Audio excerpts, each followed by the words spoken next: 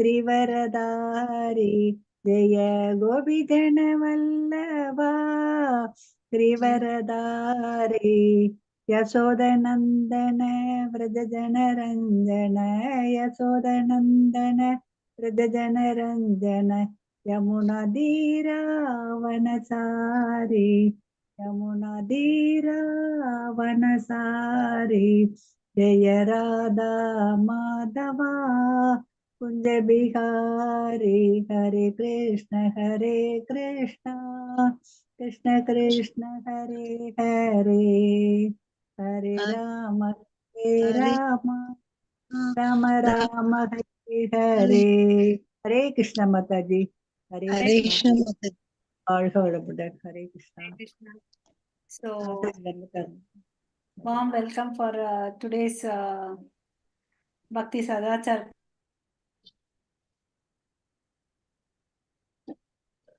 हरे कृष्ण யார்கிட்டயும் பிரார்த்தனை பண்ணிக்கலாம்.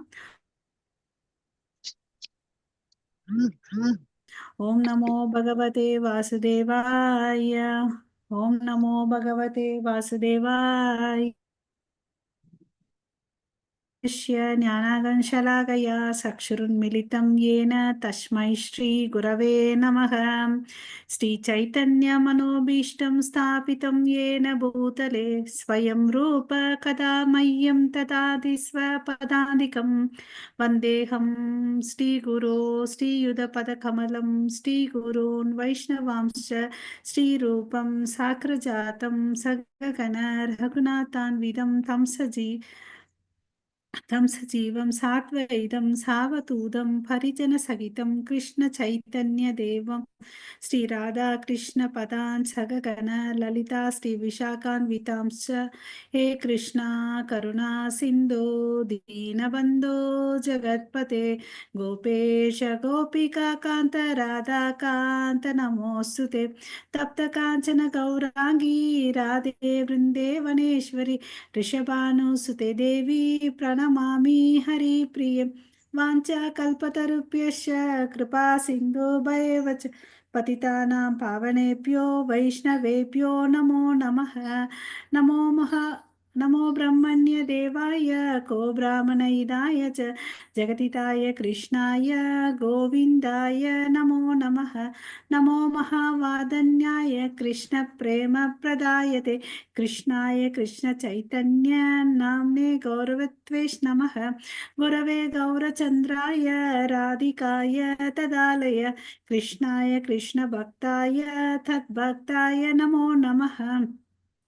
नमो ओं विष्णुपादाय कृष्णप्रेष्ठाय भूतले श्रीमते भक्तिवेदान्त स्वामिनिति नामिने. नमस्ते सरस्वती देवे गौरवाणी प्रचारिणि निर्विशेष शून्यवादे पाश्चात्येशतारिणि. जय श्री कृष्ण चैतन्य प्रभो नित्यानंद श्री अद्वैत गदाधरा श्रीवासादि गौर भक्त वृंद. हरे कृष्णा कृष्णा कृष्णा हरे हरे हरे राम राम राम हरे हरे. हरे कृष्णा. हरे कृष्ण माता जी. हरे कृष्ण माता जी. हरे कृष्ण. हरे कृष्ण माता जी. हरे कृष्ण माता जी. ஸோ 37வது அத்தியாயம் நம்ம வந்து பார்ட் 3 பார்த்துட்டு இருக்கோம். நெக்டர் ஆஃப் டிவோஷன்ல மூன்றாவது பிரிவு, மூன்றாவது அலையை பார்த்துட்டு இருக்கோம். அதுல வந்து 37வது சாப்டர். ஓகேங்களா? ஸோ அது என்ன, அந்த தலைப்பு பார்த்தீங்கன்னா இம்பீட்டஸ் ஃபார் கிருஷ்ணா சர்வீஸ். அதாவது என்னன்னு அதுக்கு பொருள்னு பார்த்தீங்கன்னா, நான் இதை தமிழ்ல டிரான்ஸ்லேட் பண்ணிட்டுங்களா மாதாஜி? கிருஷ்ணருக்கான தொண்டின் தூண்டுகோள்கள். உந்துதல். ஹரே கிருஷ்ண. ஓகே. கிருஷ்ணரின் சேவைக்கு பண்றதுக்கு உந்துதல், கிருஷ்ணருக்கு வந்து நம்ம சேவை பண்றதுக்கு ஒரு உந்துதல் வேணும் இல்லையா? ஒண்ணுமே இல்லை, நம்ம சாதாரண நம்ம உலக வாழ்க்கையில கூட பாத்தீங்கன்னா ஏதாவது ஒரு செயல் செய்யணும்னா நமக்கு ஒரு தூண்டுதல், உந்துதல், உற்சாகம் எல்லாம் வேணும் இல்லைங்களா? அப்படி இருந்தாதான் நம்ம அந்த வேலையை வந்து ரொம்ப சந்தோஷமா பண்ணுவோம் இல்லைங்களா? இல்லையானா பண்ண மாட்டோம். ஐயோ தலைவலி பண்ணி ஆகணும், ஒரு காட்டாச்சாரத்துக்கு பண்ணோம் இல்லைங்களா? அது மாதிரி கிருஷ்ண பக்தியில கூட பாத்தீங்கன்னா ஒரு உந்துதல், தூண்டுதல் வேணும்னு அப்படின்னு சொல்லிட்டு சொல்றாங்க. சோ இந்த இடத்துல பாத்தீங்கன்னா கிருஷ்ணருக்கு வந்து 4 விஷயங்கள் சொல்றாரு. ஃபர்ஸ்ட் பேராகிராஃப்ல பாத்தீங்கன்னு வச்சுக்கோங்களேன், 4 இம்பார்ட்டன்ட் பாயிண்ட் சொல்றாரு. அது என்னென்னன்னு பாத்தீங்கன்னா, அவருடைய பக்தி சேவையில நம்ம ஈடுபடணும்னா 4 விஷயங்கள் வேணும். அது என்னன்னு பாத்தீங்கன்னா, அவருடைய காரணமற்ற கருணை. இன்னொன்னு வந்து பாத்தீங்கன்னா கிருஷ்ணருடைய பாத தூசி. ஓகே, அவருடைய பாத தூசி. 3வது பாத்தீங்கன்னா பிரசாதம்.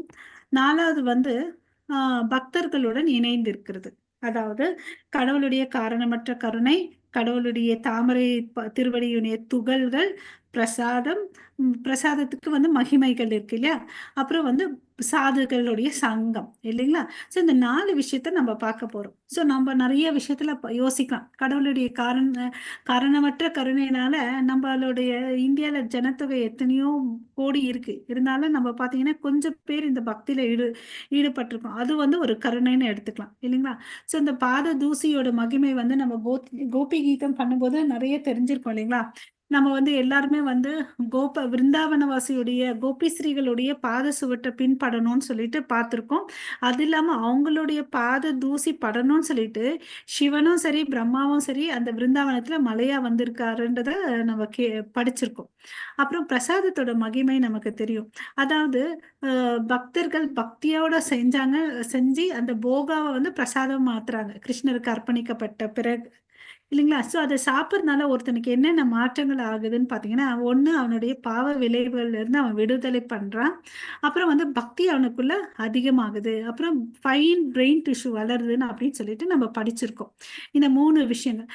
அப்போ வந்து பாத்தீங்கன்னா இப்போ நம்ம ஏன் இதெல்லாம் இருக்கிறதுனாலதான் வந்து இது ஒரு வேக்சின் மாதிரி, ஒரு எதிர்ப்பு ஒரு நோய் வரணும்னா அதுக்கு எதிர்ப்பு சக்தி கொடுக்கறதுக்கு வந்து நம்ம என்ன பண்ணுவோம்னா, சின்ன குழந்தைங்களுக்கு சரி, நம்ம கோவிட் டைம்ல நம்மளும் வேக்சின் போட்டுக்கிட்டோம் இல்லைங்களா?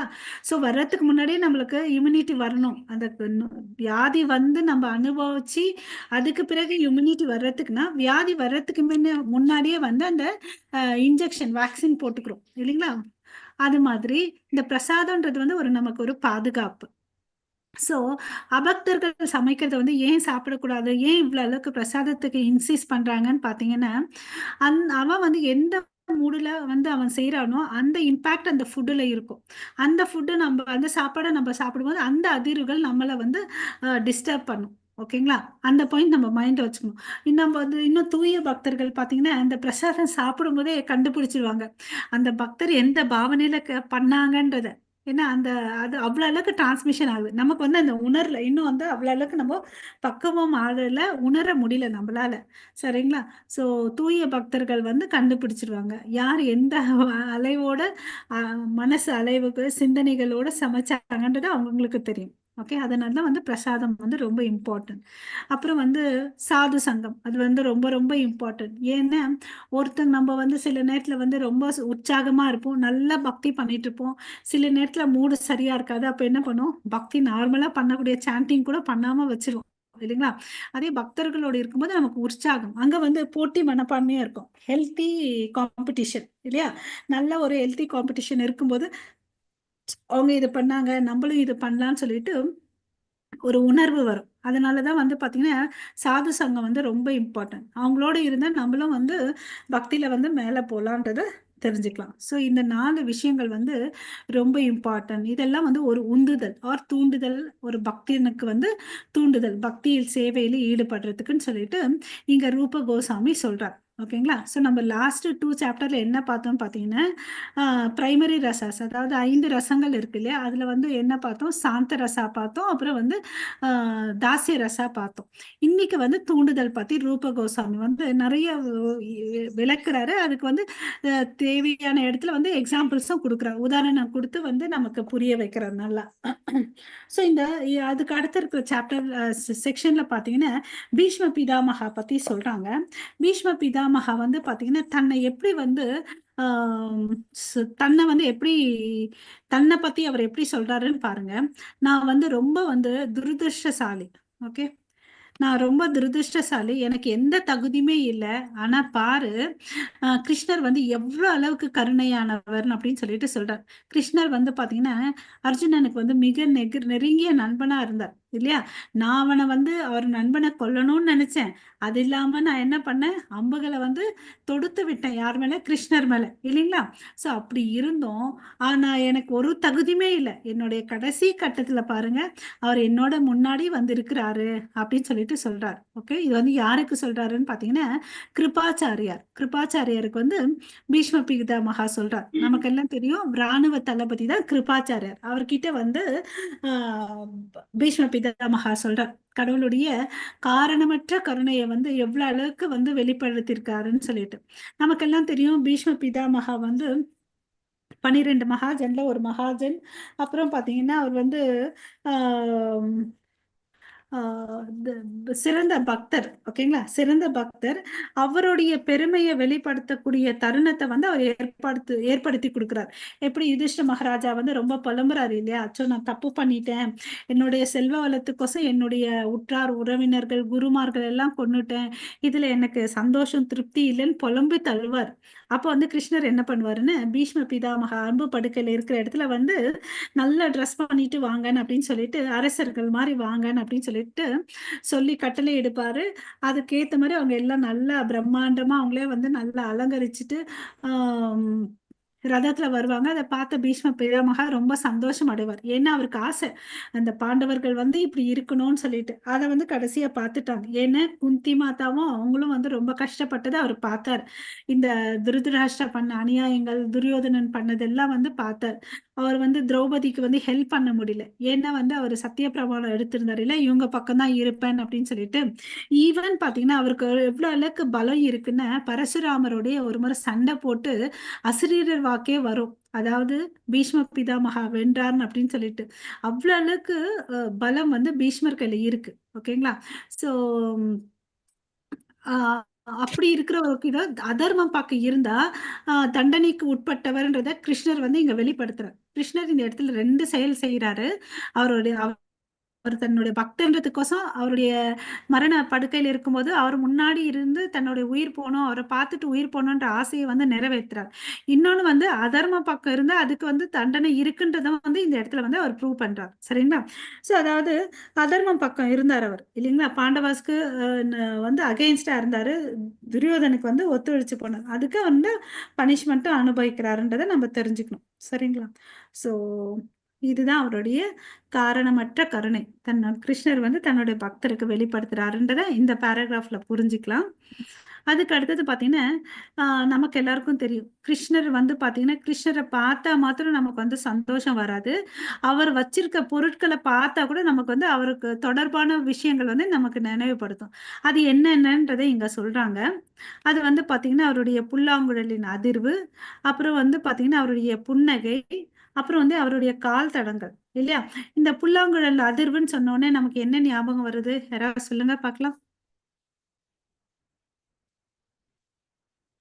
ஓகே, கோபி ஸ்ரீகள்லாம் வீடு விட்டு வந்துட்டாங்களா? கோபி ஸ்ரீயா. அப்புறம் வந்து பசுக்களை மேய்ச்சிட்டு போறதுக்கு அந்த புல்லாங்குழல் தான் கூப்பிட்டு அட்டண்டன்ஸ் மாதிரி எடுப்பாருன்றத பார்த்தோம். அப்புறம் பாத்தீங்கன்னா அவருடைய கால் தடங்கள் சொல்லும்போது யாருக்காவது ஏதாவது ஞாபகம் வருதா?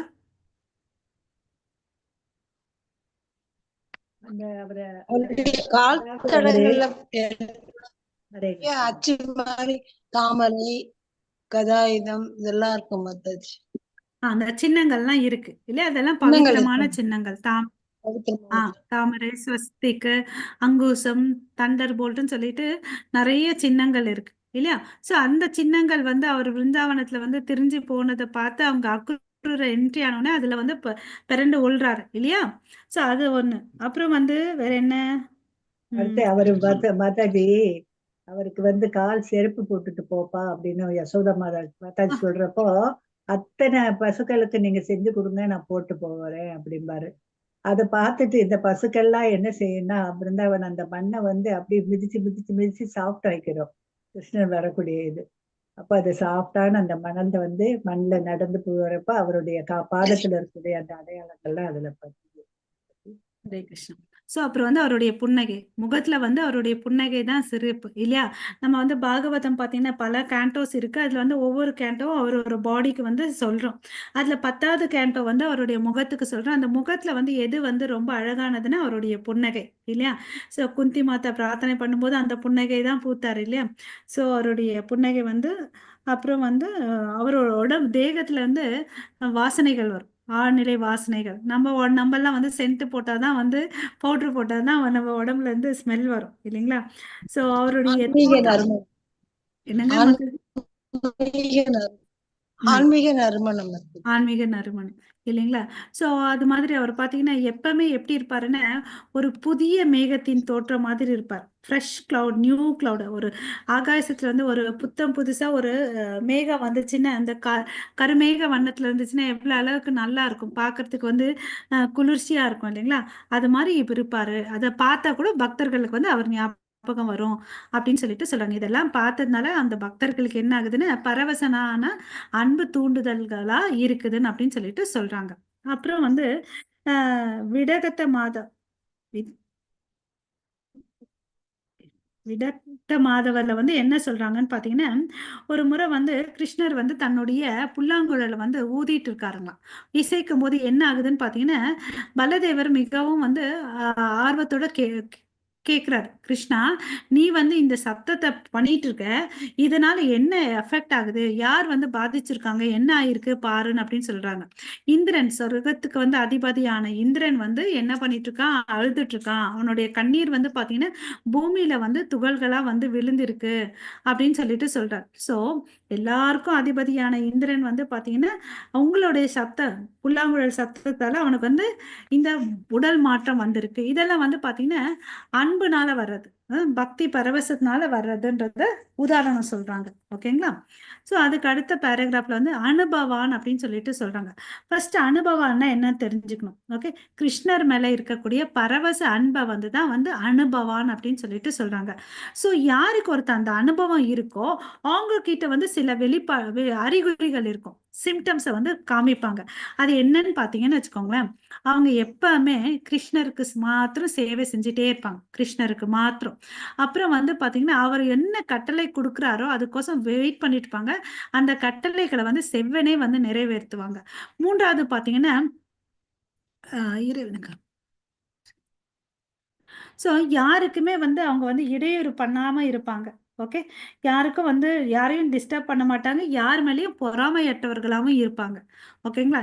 இந்த அறிகுறிகள் வந்து இருக்கும். அது இல்லாம அவர் வந்து பாத்தீங்கன்னா இறைவனுக்கு உண்மையாக சேவை செய்யும் பக்தர்கள் கூட நட்பு கொள்கிறார். இந்த 5 விஷயங்களை ஞாபகம் வச்சுக்கணும் நம்ம. அப்ப எப்பவுமே வந்து கடவுளுக்கு சேவை பண்ணிட்டு இருப்பாரு. அவர் வந்து அவருடைய ஆர்டர்ஸ், அதாவது ஆர்டருக்கு வந்து என்ன சொல்றது, கட்டளைகளை வந்து நிறைவேற்றுவாரு. அப்புறம் பாத்தீங்கன்னா யாருக்குமே வந்து டிஸ்டர்பன்ஸ் பண்ண மாட்டார், இடையூறு கொடுக்க மாட்டாரு, யார் மேலேயும் பொறாமைய இருக்காது, பக்தர்களுடைய சங்கம் இருக்கும். இந்த 5 அறிகுறிகள் இருக்கும் யார் கையில, அனுபவா என்ற நிலையில இருக்கக்கூடிய பக்தர்களுக்கு. ஓகேங்களா?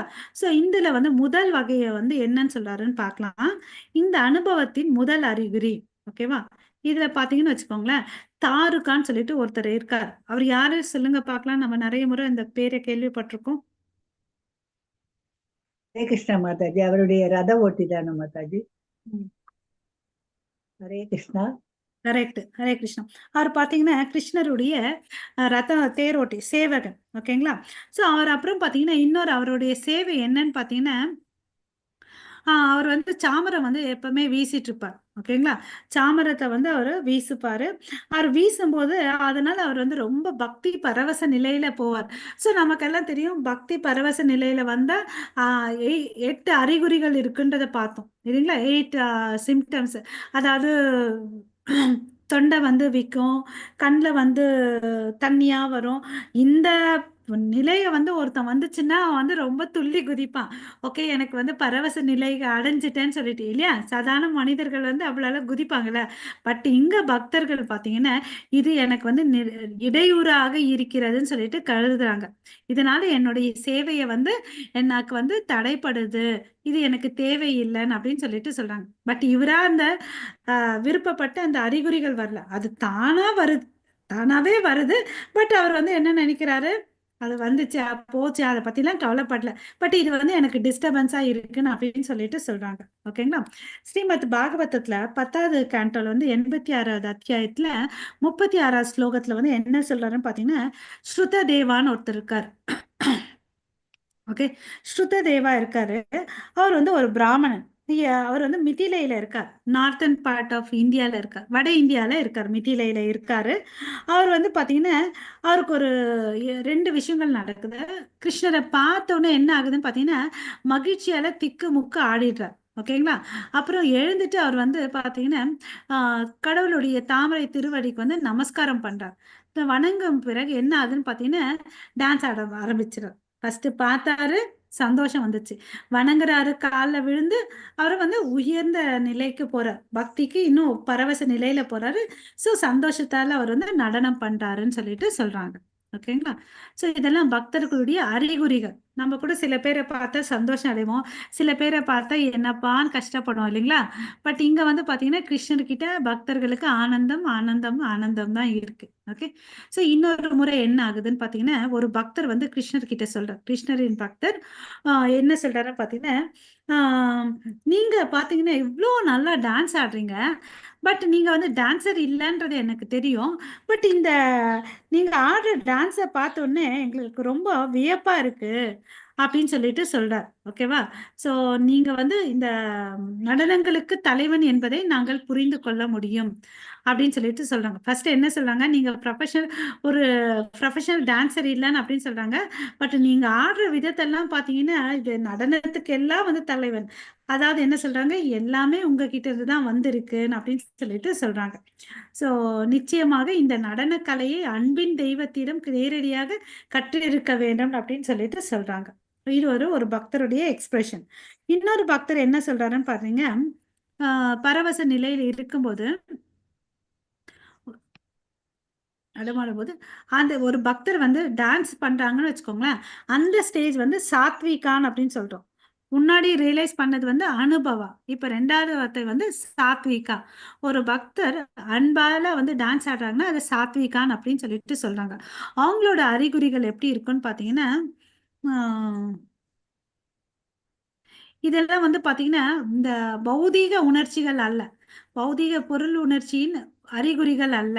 இது எல்லாமே வந்து ஆன்மாவிலிருந்து வர்றதுன்றத தெரிஞ்சுக்கணும். இந்த சாத்வீக பாவம் எல்லாம் பாத்தீங்கன்னா இந்த பௌதீக சம்பந்தப்பட்டதல்லன்றதை நம்ம புரிஞ்சுக்கணும். ஓகேங்களா? சோ மறுபடியும் வந்து ஸ்ரீமத் பாகவதம் 10வது கேண்டோ 85வது அத்தியாயம் 38வது ஸ்லோகத்துல வந்து சுகதேவ கோசாமி வந்து மகாராஜ் பரீட்சித் கிட்ட சொல்றாரு. என்ன சொல்றாருன்னு பாத்தீங்கன்னா, இந்த வாமன தேவர் இருக்காரு இல்லையா, அவர் வந்து பாத்தீங்கன்னா பலி மகாராஜா கிட்ட இருந்து எல்லாம் வாங்கிட்டாருன்றது நமக்கு தெரியும் இல்லையா?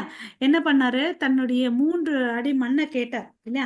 சோ இந்த 3 அடி மண்ணால பாதத்தால பாத்தீங்கன்னா ஒரு காலால இந்த உலகத்தை எல்லாத்தையும் அளந்துடுறார், இன்னொரு காலால வந்து ஆகாயத்தை அளக்குறாரு, இன்னொரு கால் எங்க வைக்கணும்னா அவருடைய பாத தலை மேல வைங்கன்னு அப்படின்னு சொல்றாரு. சோ அந்த தலை மேல வைக்கும் போது அந்த உணர்வு எங்க போய் தாக்குதுன்னு பாத்தீங்கன்னா இதயத்தை போய் தாக்குது. சோ அவர் வந்து பாத்தீங்கன்னா அவர் வந்து கஷ்டப்படல, பலி மகாராஜா வந்து கஷ்டப்படல, மகிழ்ச்சியால் மூழ்கிய அவர் கண்களில் கண்ணீருடனும் தடுமாறிய குரலுடனும் பரவசமான அன்பின் நிலையை வெளிப்படுத்தினார்ன்றதை தெரிஞ்சுக்கலாம். சோ நம்மளாம் வந்து என்ன பண்ணிருப்போம், என்னடா சாமி இப்படி எல்லாம் அபக்தர்களா இருந்தா என்ன சொல்லுவாங்க, இருப்பாரு எல்லாத்தையும் புடுங்கிட்டு அவரை வந்து என்ன பண்ணாரு, காலை மேல அவர் தலை மேல வச்சு கீழே தள்ளி விட்டாருன்னு அப்படின்னு சொல்லிட்டு சொல்லுவாங்க. பட் அவர் பாருங்க, அவருடைய குரு கூட வேணான்னு தான் சொன்னார். பட் பலி வந்து பாருங்க என்ன பண்றாரு, பக்தி பரவச நிலைய வந்து அனுபவிக்கிறாரு. இது இல்லையா, எங்க போனாலும் கிடைக்காது இல்லையா, எங்க போனாலும் கிடைக்காது, எங்க வாங்கினாலும் வாங்க முடியாது. சோ இது வந்து பலி மகாராஜாவுடைய அறிகுறி. சோ அதுக்கு அடுத்தது வந்து பாத்தீங்கன்னா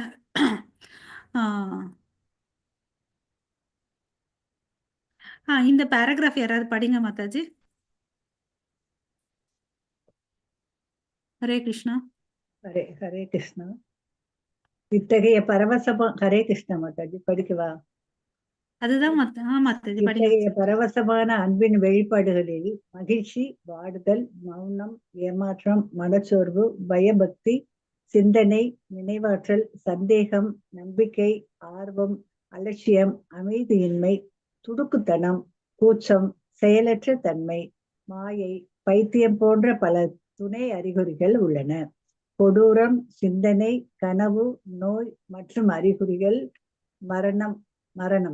ஒரு பக்தன் கிருஷ்ணரை சந்திக்கும் போது மகிழ்ச்சி, பெருமை மற்றும் விடாமுயற்சியின் அறிகுறிகள் உள்ளன. மேலும் அவர் கிருஷ்ணரிடமிருந்து பெரும் பிரிவை உணரும் போது கஷ்டம், நோய் மற்றும் மரணத்தின் அறிகுறிகள் முக்கியமாகின்றன.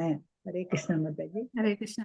ஸோ இப்போ வந்து ஃபர்ஸ்ட் படிச்சதெல்லாம் என்ன பார்த்தீங்கன்னா அன்பினால வெளிப்பாடு. நம்ம வீட்லயே வந்து பார்த்தீங்கன்னா நம்ம வந்து நல்லா சமைச்சிட்டோம் வச்சுக்கோங்களேன், நமக்கு ஒரு திருப்தி இருக்கும் இல்லையா? நம்ம செஞ்சோன்ற ஒரு திருப்தி, எல்லாரும் சாப்பிட்டு நல்லா இருக்குன்னு சொன்னாங்கன்னா இன்னும் வந்து சந்தோஷம் இருக்கும். அதே வந்து உல்ட்டா இருந்துச்சுன்னு வச்சுக்கோங்களேன், கோவம் வரும், திட்டு, சண்டை எல்லாம் வரும். அதே மாதிரி பார்த்தீங்கன்னா கடவுள்கிட்ட வந்து பார்த்தீங்கன்னா எல்லா விதமான உணர்வுகள் இருக்கு. சந்தோஷத்துல இருந்து பார்த்தீங்கன்னா பைத்தியக்காரத்தனத்துல இருந்து மரணம் வரையும் பல நிலையான உணர்வுகள் இருக்கு இல்லையா? ஸோ அதுல வந்து அது இந்த உணர்வுகள் எப்ப எப்படி இருக்குன்றதுக்கு வந்து ஒரு விஷயங்களும் சொல்லியிருக்காரு இங்க ரூப கோசாமி. ஒரு பக்தன் வந்து பாத்தீங்கன்னா கிருஷ்ணரை சந்திக்கும் போது அவனுடைய மனசு எப்படி இருக்கு பாத்தீங்கன்னா சந்தோஷமா இருக்கு. ஓகேங்களா? ஏன் சந்தோஷமா இருக்கு, ஏன் பெருமை அடைறான் அப்படின்ற பாத்தீங்கன்னா அப்புறம் அவன் கிட்ட வந்து விடாமுயற்சியின் அறிகுறியும் தெரியுது. அதாவது மகிழ்ச்சி என்ன, நான் வந்து முழுமுதற் கடவுளோட இருக்கேன், தெரிஞ்சுக்கிட்டேன், நான் வந்து ஒரு அங்கத்துணுக்கு, நான் அவரோட சம்பந்தப்பட்டிருக்கேன்றது என்னுடைய ஸ்பிரிச்சுவல் ஃபாதர் வந்து பகவான் கிருஷ்ணர், முழுமுதற் கடவுள் தெரிஞ்சுட்டேன். அப்புறம் என்னுடைய குருவை நான் தெரிஞ்சுக்கிட்டேன். அதுல வந்து நமக்கு வந்து பெருமை இருக்கணும், எனக்கு மகிழ்ச்சியும் இருக்கணும், பெருமையும் இருக்கும். இதெல்லாம் வந்து எப்ப பண்ணணும், இதுக்கு வந்து நம்ம விடாமுயற்சி பண்ணணும். நம்ம குருமார்கள் சொல்லிட்டு போன இந்த 4 ரூல்ஸ் அண்ட் ரெகுலேஷன் ஃபாலோ பண்ணணும், 16 மாலைகள் பண்ணணும் இல்லைங்களா? அந்த பக்தியில வந்து நம்ம சில நாள் தளர்வு அடைவோம். இருந்தாலும் வந்து அந்த விடாமுயற்சியோட நம்ம கிருஷ்ணர் கிட்ட இருக்கக்கூடிய சம்பந்தத்தை வந்து நம்ம புதுப்பிச்சுக்கணும்ன்றத இந்த இடத்துல தெரிஞ்சுக்கணும். சரிங்களா? அதே பக்தர் வந்து பிரிவு இருக்கும்போது அவருடைய உணர்ச்சி எப்படி இருக்கு பாருங்க, ரொம்ப கஷ்டமா இருக்கு, நோய்வாய், அப்புறம் பாத்தீங்கன்னா மரணத்தின் அறிகுறிகள் மாதிரி இருக்குன்னு அப்படின்னு சொல்லிட்டு சொல்றாரு. பிரிவை வந்து பக்தர்கள் வந்து தாங்க மாட்டார் இல்லைங்களா? சோ பக்தர்கள் வந்து பாத்தீங்கன்னா ஒரு ஸ்டேஜ் வந்து பாத்தீங்கன்னா தான் லீலைகள் பண்ணிட்டு அந்த நாள் முடிச்ச உடனே போயிடுவாங்க. ஏன்னா அங்க போயிட்டு எட்டர்னல் பாஸ்ட் டைம்ஸோட கலக்கணும், அவங்களுடைய கடவுளோட நித்திய லீலையில போயிட்டு ஐக்கியமாகணுன்றதுக்கோசம் அவங்க எல்லாம் போயிடுவாங்க. ஓகேங்களா?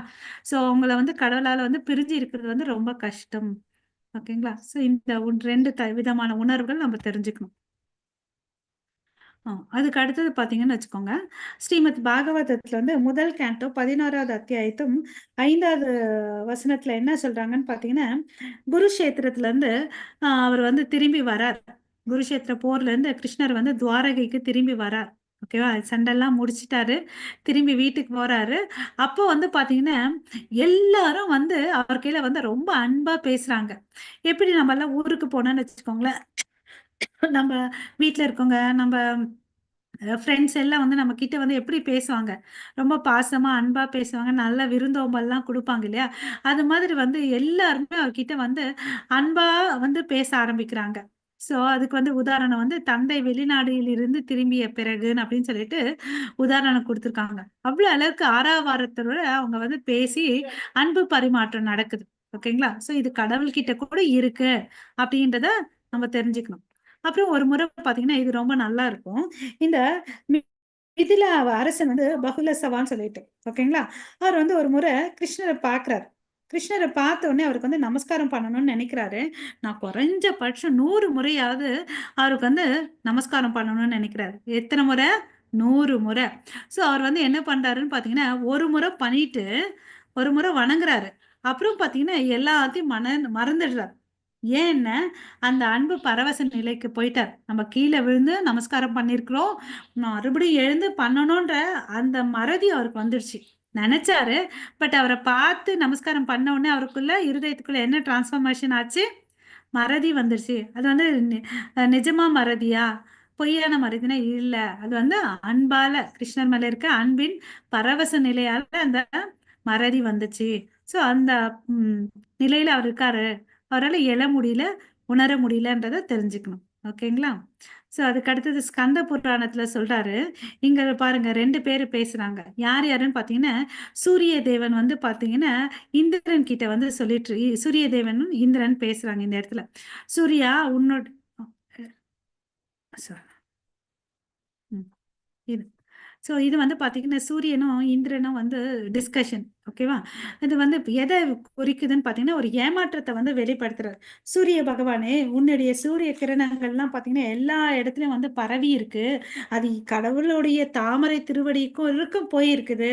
எவ்வளவு அளவுக்கு மகிமை வாய்ந்தவன் நீ அப்படின்னு சொல்லிட்டு சொல்றாரு. பாரு, நான் இந்திரனா இருக்கேன். எனக்கு வந்து பாத்தீங்கன்னா 1000 கண்கள் இருக்கு. பட் இருந்தும் என்ன பிரயோஜனம்? ஒரு நிமிஷம் கூட கடவுளுடைய தாமரை திருவடியை என்னால பார்க்க முடியலன்னு சொல்லிட்டு அவருடைய ஏக்கத்தையும் ஏமாற்றத்தையும் வெளிப்படுத்துறார். அப்புறம் இன்னொரு பக்தர் வந்து பாத்தீங்கன்னா தன்னுடைய வெறுமையை வெளிப்படுத்துறாரு. என்ன பாருங்க, இந்த சூரிய வெப்பத்தால நீரெல்லாம் வந்து என்ன ஆச்சுன்னா ஆவியா போயிடுச்சு. ஓகேங்களா? என்னுடைய மனசு வந்து உங்களை விட்டு பிரிஞ்சதுனால எனக்கு என்ன ஆச்சுன்னு பாத்தீங்கன்னா வறண்டு போயிருக்கேன். ஓகேங்களா? நான் வாடி உணர்ந்து போயிருக்கேன் அப்படின்னு சொல்லிட்டு சொல்றார். இது வந்து பிரிவினால பரவசமான காதலில் வாடுவதற்கு வந்து ஒரு உதாரணம். ஓகேங்களா? ஏக்கத்தால வரக்கூடிய உணர்ச்சி இது. ஆஹ் நம்ம சில நேரத்துல சொல்லுவோம் இல்லைங்களா? சில பேரை வந்து நம்ம பிரிஞ்சு இருந்தா வந்து ரொம்ப துக்கமா ஃபீல் பண்ணுவோம் இல்லைங்களா? அந்த ஒரு வருத்தத்தையும் துக்கத்தையும் வந்து இங்க வந்து தெரிவுபடுத்துறார் ஒரு பக்தர். இது எங்க இருக்குன்னு பாத்தீங்கன்னா ஸ்கந்த புராணத்துல இருக்கு. ஓகேங்களா?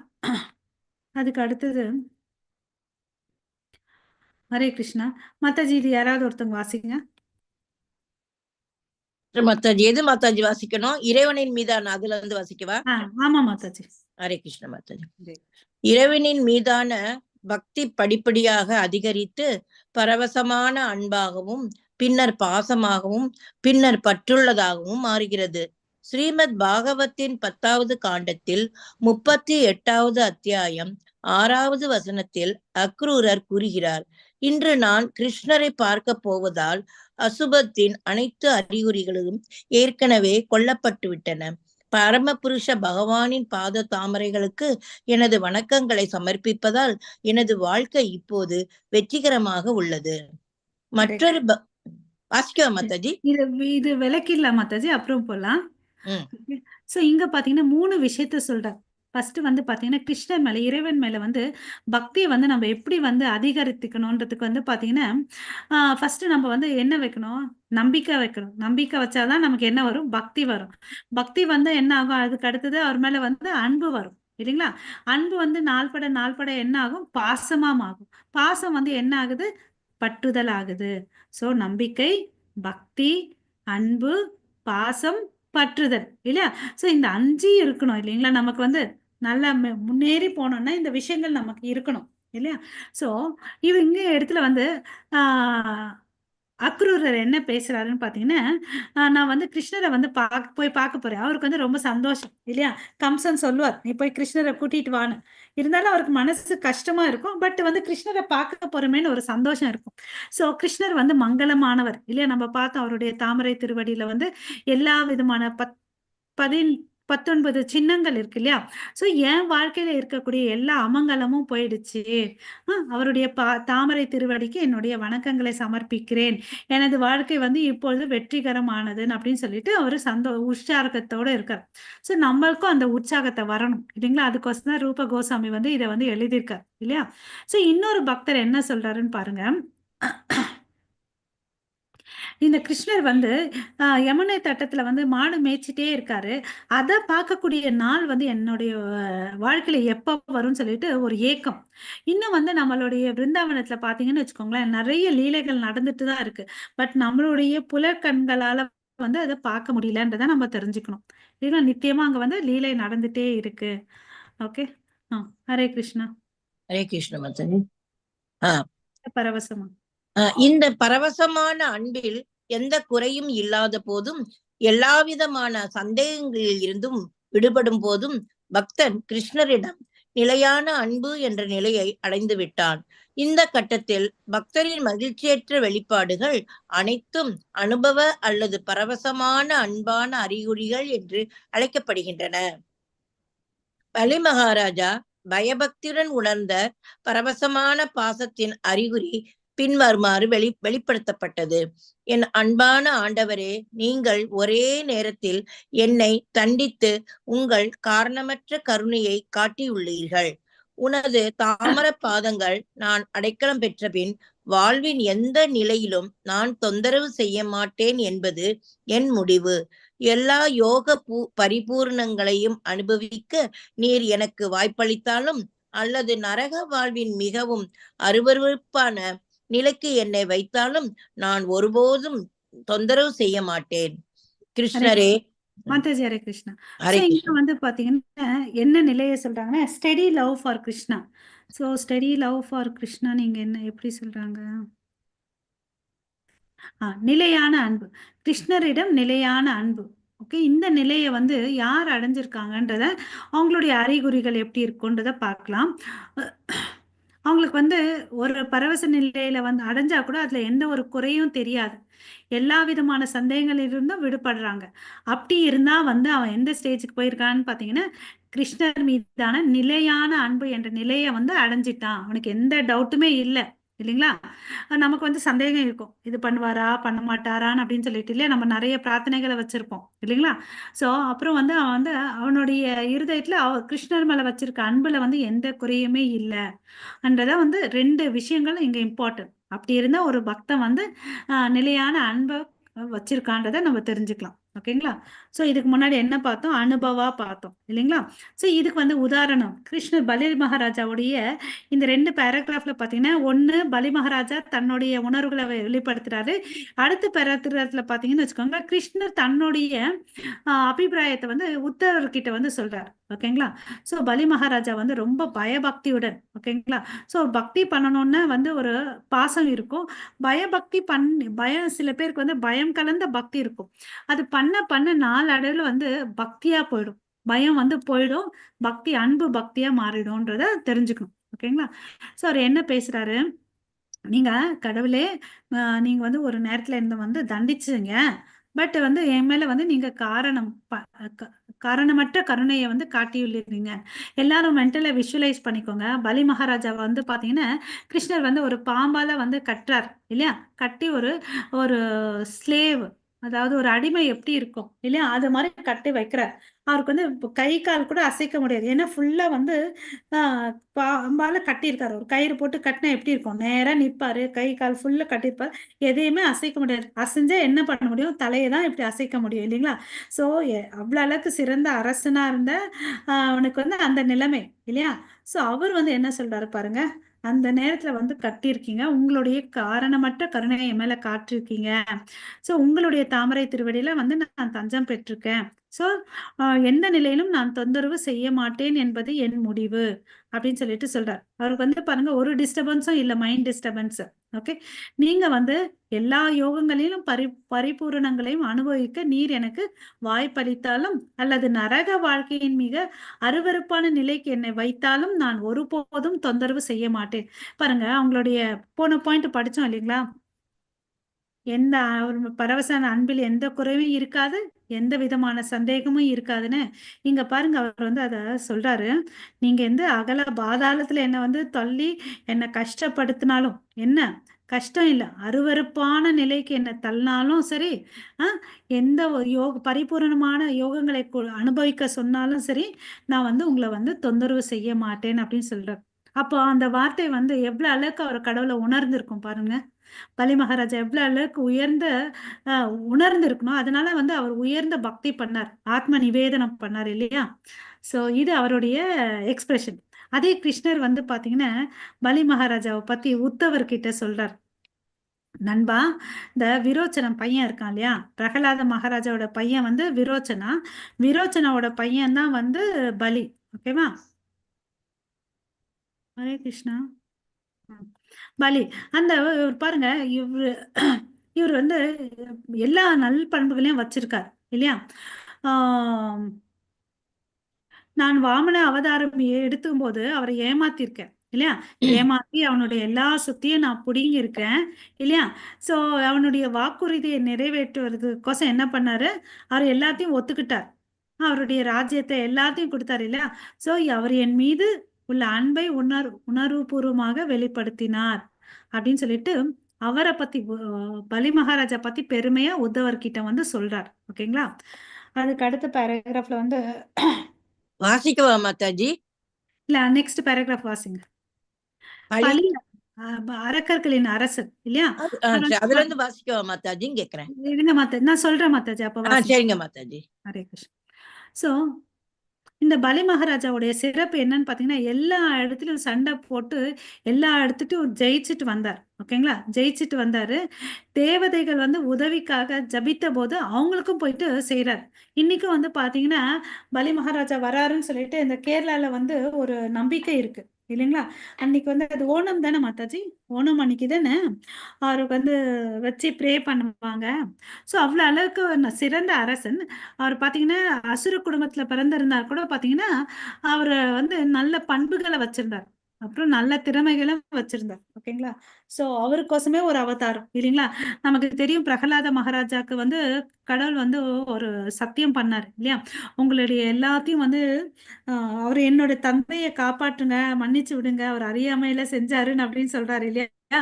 அப்ப வந்து பாத்தீங்கன்னா அவர் ப்ராமிஸ் பண்றாரு, உன்னுடைய 21 வம்சங்களை வந்து நான் காப்பேன்னு சொல்லிட்டு. இங்க பலி தவறுதல் பண்றான்றதை அவனுக்கு உணர்த்தி அவர் வந்து பெருமைப்படுத்துறார் இல்லைங்களா. கடவுளுடைய இயற்கையே அதுதான். இந்திரன் வந்து கூட பாத்தீங்கன்னா அகங்காரத்தினால தப்பு பண்றார். தப்பு பண்ணாலும் அவனுக்கு வந்து நீ அகங்காரத்துல தப்பு பண்றன்றத வந்து தெரிவிக்கிறார். இருந்தாலும் அதுக்கு அடுத்தது மன்னிச்சு அந்த போஸ்ட் அவனுக்கே கொடுத்துடுறார். அவர் அதை அந்த புடுங்கிக்கிறது இல்லை. ஸோ கடவுள் பார்த்தீங்கன்னா தன் பக்தர்கள் செய்யக்கூடிய தவறை வந்து உணர்த்துறாரு, அப்புறம் வந்து திருத்தவும் செய்யறாரு. ஓகேங்களா. ஸோ அதுதான், அதனாலதான் வந்து ஃபர்ஸ்ட் ஸ்டார்டிங்லேயே வந்து படித்தோம், காரணமற்ற கருணை இல்லையா. நமக்கு யாருக்காவது இப்படி இருக்குமா இல்லைங்களா. ஹரே கிருஷ்ணா. ஸோ இது இந்த பாயிண்ட் எல்லாம் நமக்கு தெரிஞ்சது. அந்த 3 அடியில வந்து அளக்குறாரு. அப்புறம் பார்த்தீங்கன்னா அவர் வந்து சுத்தல தலத்துக்கு போய் அனுப்பிச்சிடுறாரு. அங்க வந்து இவரே கடவுளை வந்து காவாளனா இருக்கார், வாயிற் காப்பாளனா இருக்கார். இவரும் பாத்தீங்கன்னா 12 மகாஜன்ல ஒருத்தர். சோ இன்னைக்கு 2 மகாஜன் பேரை படிச்சிருக்கோம். ஒண்ணு பீஷ்ம பிதாமகா, இன்னொன்னு வந்து யாரு, பலி மகாராஜா. ஓகேவா. ஹரே கிருஷ்ணா. சோ இது மாதிரி பார்க்கும்போது இதெல்லாம் வந்து பாத்தீங்கன்னா இப்ப பார்க்க போறது வந்து பாத்தீங்கன்னா காதல் உணர்வு வந்து தீவிரம் அடையும் போது எப்படி இருக்கும், அது வந்து பாசம் எனப்படும். காதல் உணர்வு தீவிரமா இருந்துச்சா அது வந்து பாசம் என்றாங்க. அந்த பாச நிலை கூட பாத்தீங்கன்னா பாச நிலையில இருக்கவங்க பக்தர்கள் வந்து ஒரு நிமிஷம் கூட கடவுளை விட்டு பிரிஞ்சு இருக்க முடியாது. ஓகேங்களா. அந்த பிரிவை வந்து அவங்களால ஏத்துக்கவே முடியாதுன்னு அப்படின்னு சொல்லிட்டு சொல்றாங்க. ஓகேங்களா.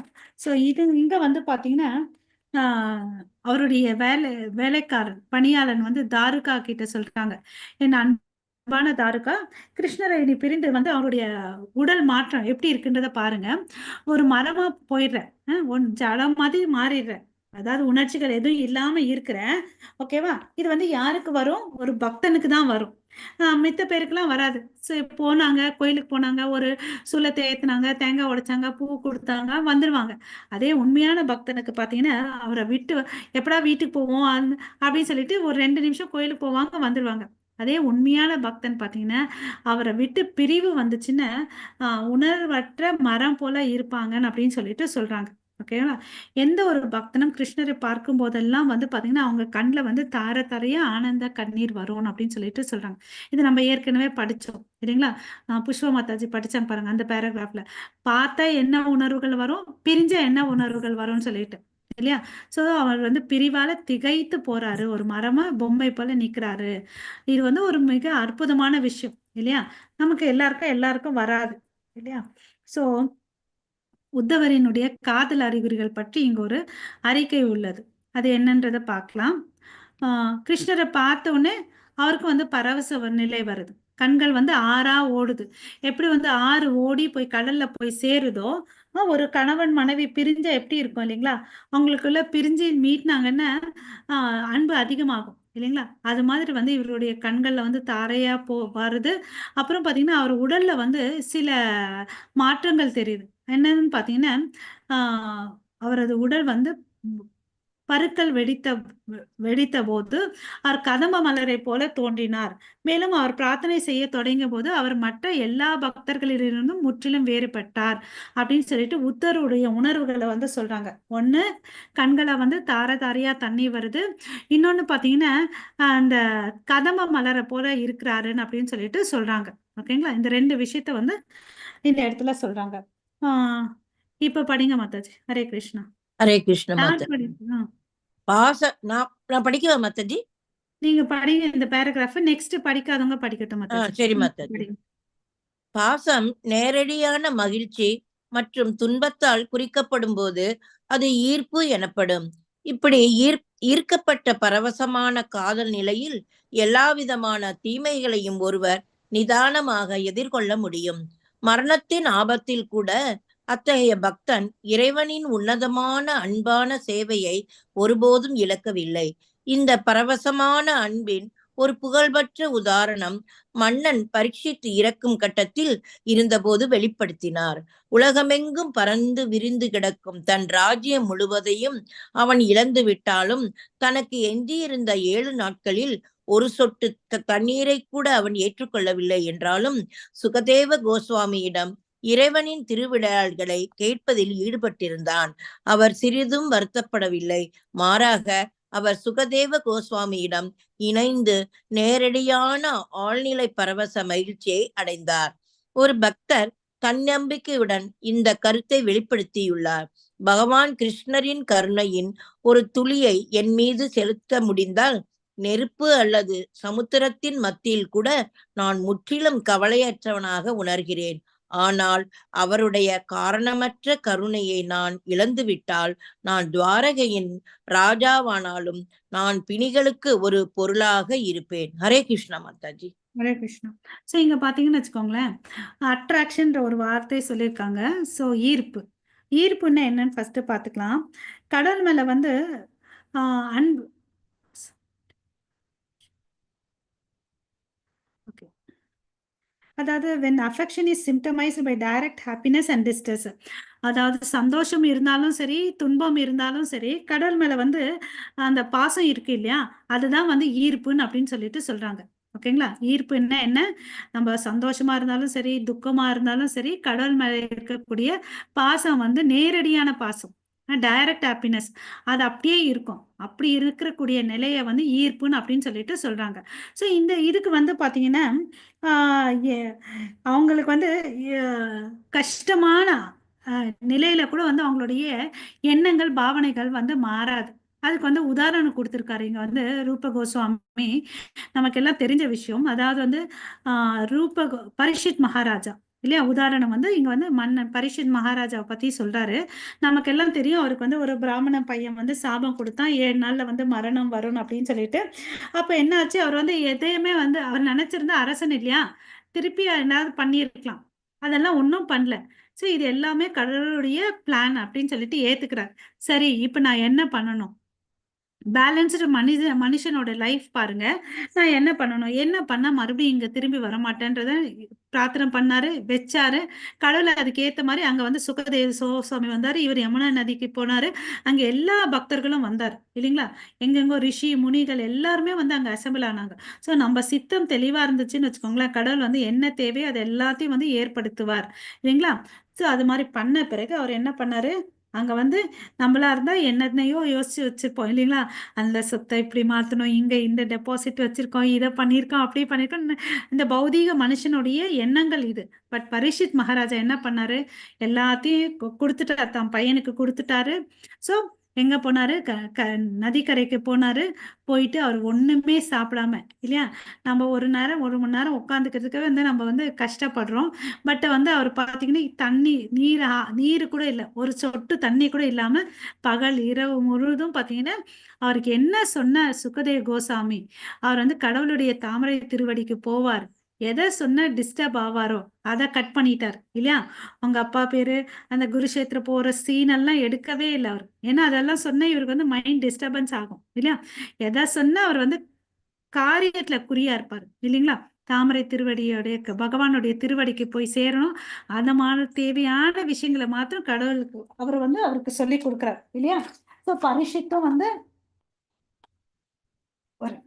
பரிஷித்தும் பாத்தீங்கன்னா எந்த ஒரு டிஸ்டர்பன்ஸ் இல்லாம அதை கேட்டுக்கிட்டாரு, அவருடைய பயணத்தை முடிச்சுக்கிட்டார் இல்லையா.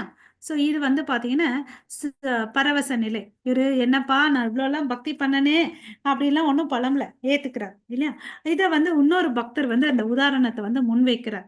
நான் வந்து கிருஷ்ணரை வந்து ஒரு திலி என் மேல மீது செலுத்த முடிந்தால், ஓகே, பகவான் கிருஷ்ணரினுடைய கருணை என் மேல விழுந்துச்சுன்னா அது நல்லா இருக்கும்.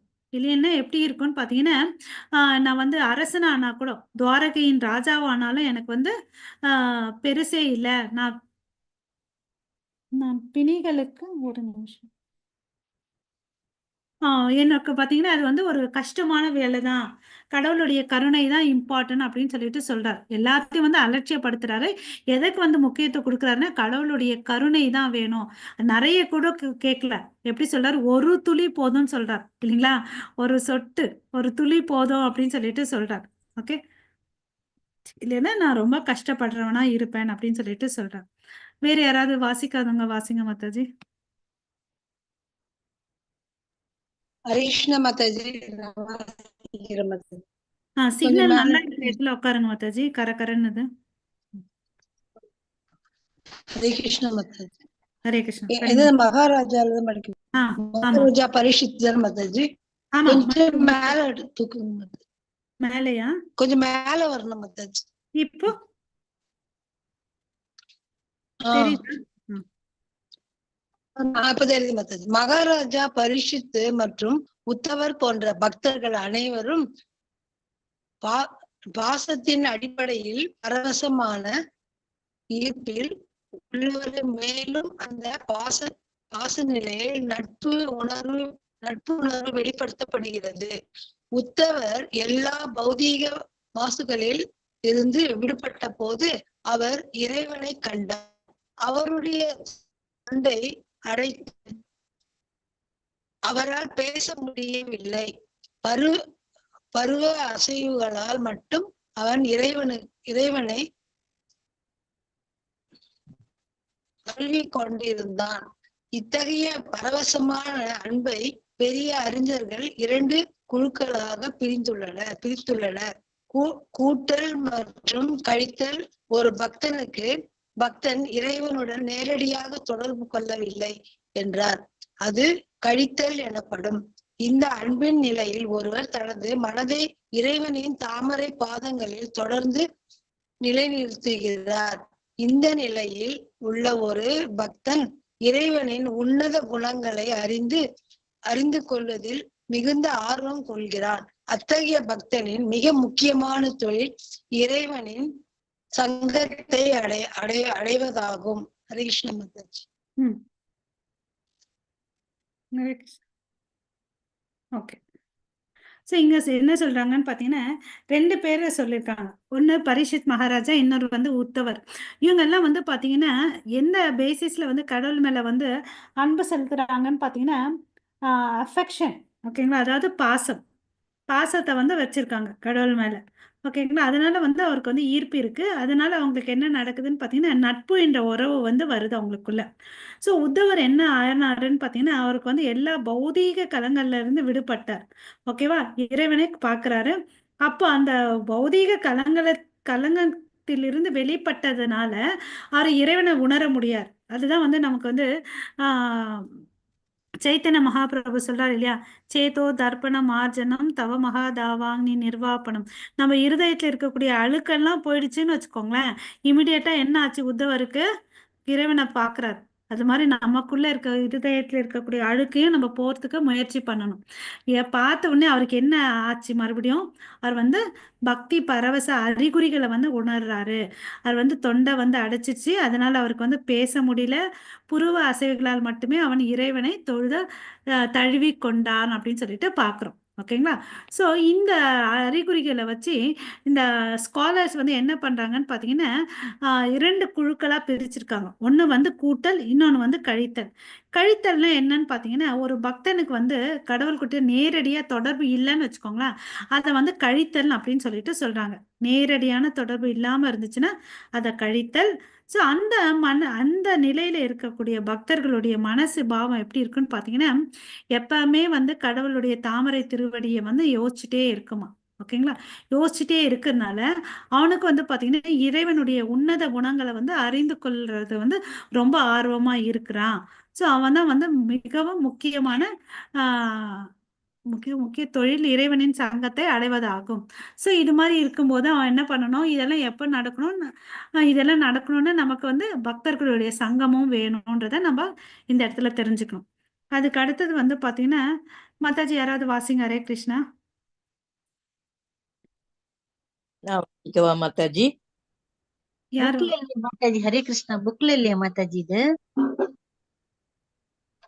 புக் வச்சிருந்தா ஓபன் பண்ணுங்க மாதாஜி. புக்ல அதான் இல்ல. எத்தனாவது அத்தியாயம் மாதாஜி? 37வது அத்தியாயம். ஸ்கிரீன் யாருக்கு தெரியுதோ அவங்க வாசிங்க மாதாஜி. ஹரே, எனக்கு தெரியுது மாதாஜி. ஹரே கிருஷ்ண மாதாஜி. சேதுலட்சுமி வாசிக்கவா மாதாஜி? இருங்க ஒரு நிமிஷம், வேற யாராவது கேட்கலாம். மத்தவங்களுக்கு சான்ஸ் கொடுங்க, வாசிக்கலன்னு நான் வாசிக்கிறேன். பிரேமராணி மாதாஜி, புஷ்பா மாதாஜி யாராவது வாசிங்க. ஹரே கிருஷ்ண மாதாஜி. பிரேமராணி வாசிச்சா வாசிக்க தெரியுமா? ம்.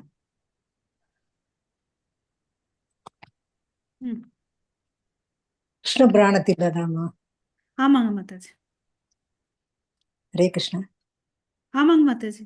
கிருஷ்ண புராணத்தில் இஷ்வாகு அரசனை பற்றிய ஒரு கூற்று உள்ளது. இது பரவசமான அன்பின் மீது கொண்ட அதீத அன்பினை விளக்குகிறது. இருங்கம்மா. அன்பின் நிலையை விளக்குகிறது. கிருஷ்ணன் மீது கொண்ட அதீத பாசத்தால் விஸ்வாகு மன்னன்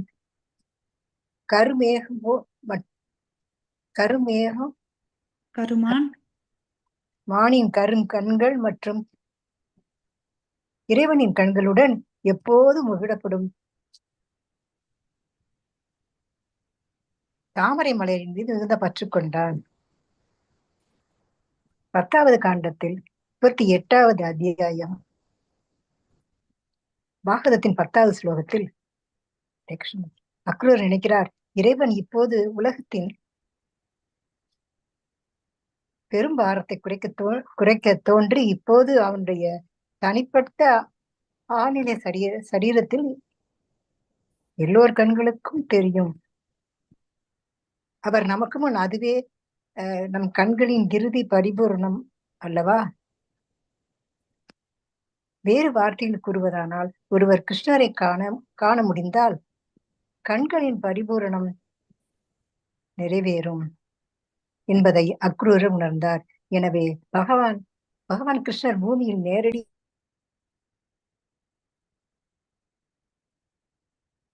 ஹரே கிருஷ்ணா. ஸோ இந்த பேராகிராஃப்ல பார்த்தீங்கன்னா 2 விஷயம் சொல்றாங்க. இது வந்து நரசிம்ம புராணத்துல என்ன சொல்லியிருக்காங்கன்னா, கிங் இஷ்வாக்கு வந்து இஷ்வாக்கு அரசர் வந்து என்ன சொல்றாருன்னு பார்த்தீங்கன்னா, அவர் வந்து பார்க்குற விஷயத்த வந்து எதுக்கு ஒப்பிடுறாருன்றதை பார்க்கணும். கிருஷ்ணர் மேல வச்சிருக்க அதிகமான அன்பால வந்து அவர் வந்து அந்த கருமேகம் பார்த்தாலும் சரி, மானின் கண்கள்ல பார்த்தாலும் பார்த்தீங்கன்னா எதுக்கு ஒப்பிடுறாருன்னா, கடவுளுடைய கண்களுக்கு தாமரை போன்ற கண்கள். அவருடைய கண்கள் பார்த்தீங்கன்னா இந்த மூக்குல இருந்து காது வரையும் நீண்டு இருக்கும் இல்லைங்களா? ஸோ அந்த இதுக்கு வந்து ஒப்பிடுறார். அப்புறம் அக்ரூரர் வந்து என்ன சொல்றாருன்னு பார்த்தீங்கன்னா, கண்களுடைய மகிமை, அதாவது கடவுளை பார்க்கலன்னு வச்சுக்கோங்களேன், அந்த கண்ணு வந்து பரிபூர்ணம் ஆகாது. ஸோ கண்ணின் நோக்கம் என்ன? கிருஷ்ணனை பார்க்கணும், இல்லைன்னா அது வந்து வேஸ்ட்னு அப்படின்னு சொல்லிட்டு சொல்றார். ஓகேவா? ஸோ இங்க வந்து கிருஷ்ணர் பார்த்தீங்கன்னா நம்ம நேரடியாவே தோன்றிருக்காரு, அவதாரம் பண்ணியிருக்காரு. அப்போ அவதாரம் பண்ணி கூட நான் அவரை வந்து பார்க்க முடியலன்னா அப்போ வந்து என்னோட கண் இருந்தும் வந்து நான் வேஸ்ட்னு அப்படின்னு சொல்லிட்டு சொல்றார். அப்போ பரிபூரணம் ஆகணும்னா கடவுளை நம்ம பார்க்கணும். அதுதான் இந்த இடத்துல தெரிஞ்சுக்கணும். ஸோ பில்வமங்கல தாக்கூரர் வந்து என்ன எழுதுறாரு? வேற யாராவது படிக்கிறீங்களா? ஹரே கிருஷ்ணா. நான் படிக்க மாதாஜி படிக்கிறேன். படிங்க மாதாஜி. ஹரே கிருஷ்ணா. பில்வமங்கல தாகூரால் எழுதப்பட்ட கிருஷ்ண கர்ணாமிர்தத்தில் பரவசமான அன்பில் உள்ள ஆர்வத்தின் வெளிப்பாடு உள்ளது. எவ்வளவு பரிதாபமானது! என் அன்பான கிருஷ்ணா, நம்பிக்கையற்றவர்களின் நண்பரே, கருணையுள்ள ஆண்டவரே, உன்னை காணாமல் இந்த நன்றியற்ற நாட்களை நான் எப்படி கழிப்பது? கிருஷ்ணருக்கு ஒரு கடிதம் எழுதிய போது உத்தவர் இதே போன்ற உணர்வை வெளிப்படுத்தினார். என் அன்பான விரதராஜா, ஹரே கிருஷ்ணா,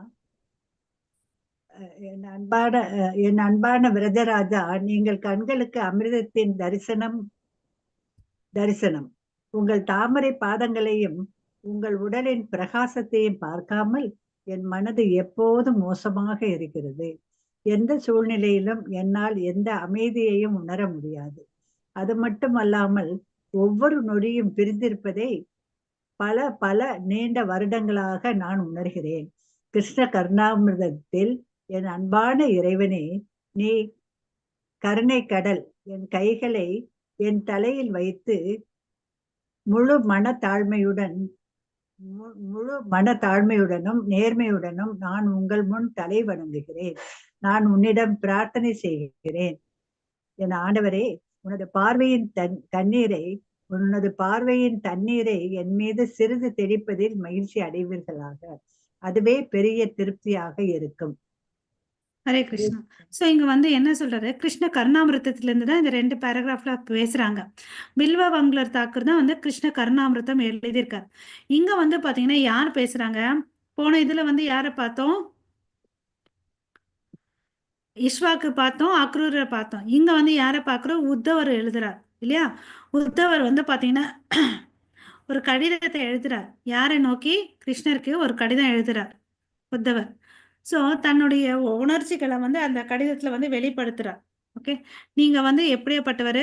அன்பான விரஜராஜா, உங்களுக்கு ஓகேவா? உங்களுடைய அமிர்தமான அந்த கண்களுடைய தரிசனம் வேணும். உங்களுடைய தாமரை பாதங்கள் வந்து அதில் வந்து பிரகாசத்தை வந்து பார்க்காமல் எனது மனம் வந்து எப்பொழுதும் சோகமாக இருக்கிறதுன்னு அப்படின்னு சொல்லிட்டு சொல்றாங்க. நமக்கு தெரியும் கடவுளை வந்து 3 நிலையில பார்க்குறோம் இல்லைங்களா? அதாவது பிரம்ம எஃப்ளுஜென்ஸ், அதாவது ஜோதி ரூபத்துல இருக்கார் இல்லையா? 1000 கோடி சூரியனுடைய பிரகாசம் எப்படி இருக்குமோ அவரை கவரப்பட்டிருக்கு இல்லையா? அது மாதிரி அவருடைய பாதத்துல இருந்து கூட அவ்வளோ அளவுக்கு வந்து பிரகாசம் எஃப்ளுஜென்ஸ் வரணும் அப்படின்னு சொல்லிட்டு சொல்றாங்க.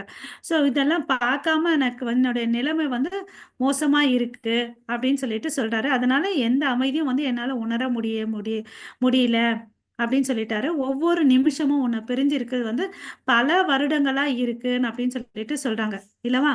ஸோ இதுதான் வந்து நம்ம பாக்குறோம் சில ஸ்லோகத்துல கூட இல்லைங்களா? ஆஸ்லேஷவா பாதரதாம் பினஸ்துமான்னு சொல்லிட்டு ஸோ அந்த பிரிவுகளை வந்து உயர்ந்த பக்தர்கள் வந்து தெரிவிக்கிறாங்க கிருஷ்ணர்கிட்ட இல்லையா? ஸோ அவர் வந்து ஃபர்ஸ்ட் எப்படி அட்ரஸ் பண்றாங்க பாருங்க. அன்பான கிருஷ்ணா, ஓகேவா? நம்பிக்கையற்றவர்களின் நண்பரவா.